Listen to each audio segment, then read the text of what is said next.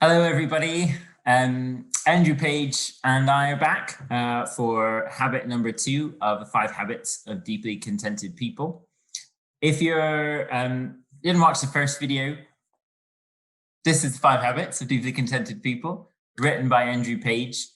And each week, we're going to go through one of the habits. Andrew, could you just tell us really briefly the essence of the book, in a sense? Yeah, the 5 habits are the 5 things that Adam does in Genesis chapter 2. He's been made in the image of God, Adam and Eve made in the image of God, and therefore they can do some things that the animals can't do. And those 5 things are things that they do because they're made in God's image. And if we do those things, then we're being ourselves. We are behaving like men and women made in God's image, and we will be more content because of it. Amazing. So we really recommend trying it out, and each week trying to practice that habit and sharing with other people how it's going. And you might just meet with God through doing that. So I really recommend you watch the first video if you haven't. Now, Andrew, habit number 1 was enjoy beauty. What is habit number 2? Habit number 2 is dig your garden. Okay, dig your garden. So if you don't have a garden, you can just skip this one, I guess.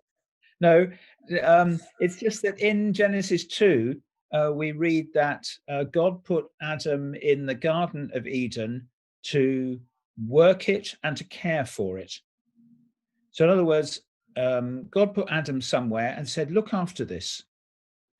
And I've called this habit dig your garden. Obviously, you may not have a garden, and I mean, even if you have a garden, you might be like me, allergic to gardening. But the habit means wherever God has put you, look after that space. Look after that, whether that's the flat or the house you live in, or the room you live in, or the body you live in. Look after that, and you will be more content. Hey, that's really interesting. So it's not just, I don't know, working the ground. It's any space that you're in, including your body. I mean, there's something. Whenever if I've ever mentioned this, what I'm about to say now, in a sermon or something, I always get people coming up to me afterwards. If I say when I'm a bit down, when I'm a bit depressed, if I got the energy just for 10 minutes, I probably don't want to do anything more than that, to go to the kitchen and take everything out of one cupboard and wipe the inside of the cupboard with a damp cloth, put everything back in the cupboard. And I might think, no, the Marmite will be better on the bottom shelf because I need that more often. So I might change things a little bit. But basically, I just do that for one cupboard. I mean, it's extraordinary. I always feel better afterwards. And that's actually because I've been digging my garden. And I always get people coming to me and saying, do you know, I do that and I never knew why it worked before, but it does work. And there are other people who come to me a week or 2 later and say, you know, that thing about the kitchen cupboard, I tried it and it works. It really does. It reminds me a bit of like kind of the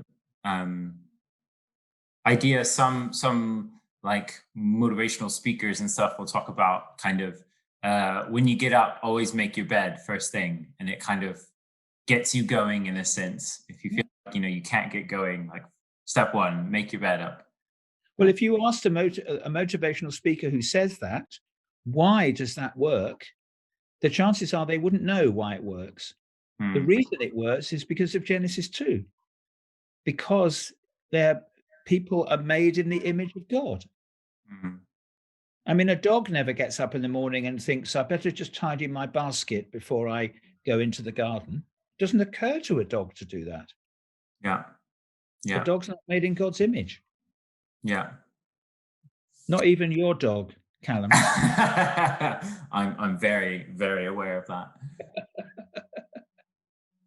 What would you say, Andrew? One more question, just about like for somebody who, I don't know, busy parents with kids running around all over the place in lockdown, and they feel like their house is an absolute mess and they hardly have any time to do the dishes or dig their garden. I guess what would you say to somebody who feels kind of overwhelmed by the prospect of digging their garden?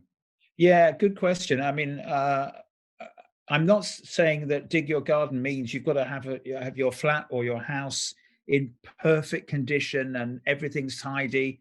Obviously, there are going to be people living in houses where there are children and there are toys all over the place and things are fairly chaotic.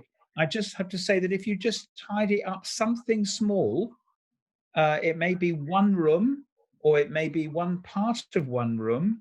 You will feel better after it. So don't beat yourself up. This is not about saying your house needs to be or flat needs to be so beautiful that Ideal Home magazine are going to ask to come round and do a photo shoot. It's not about that at all. It's about doing something in your house or your flat that cares for it. It may be tidying your desk. It may be emptying the rubbish. It may be doing the washing up. It may be clearing out a cupboard. It may be doing the hoovering in one room. I mean, it makes a difference. It helps you because you're behaving like someone made in God's image. Yeah, yeah. I found that really helpful too with trying to work from home all the time and sometimes just tidying where I work and feeling better and feeling a bit more motivated to work when I have a neater space. Um, and also with exercise, like I always feel better, well, worse and better in a strange way after exercise. Callum, the two first habits, enjoy beauty and dig your garden, which works better for you? I can see how both work. If I had to pick like a favorite, I'd say enjoy beauty. Right. Yeah. Yeah. How about you? Well, I mean, I think enjoying beauty because it doesn't involve tidying cupboards. Yeah. Yeah. But but I actually because I experience both of them as really helpful and they give me an increased contentment, I don't think I'd really want to choose. I think I'd use both. Yeah. And both are there in Genesis too. Yeah, and I would love people who are watching this who maybe have never thought about this before to say, "Hey, I'll give it a go." And you may Yeah. at the moment just be thinking of something that you could do to dig your garden in your room or in your flat or in your house. Mm, Um, try it and see. It will work. amazing. Thank you so much, Andrew. You can get Five Habits of Deeply Contented People from 10 of those or through the church bookstall. And it's a great book to give away as well, I have found.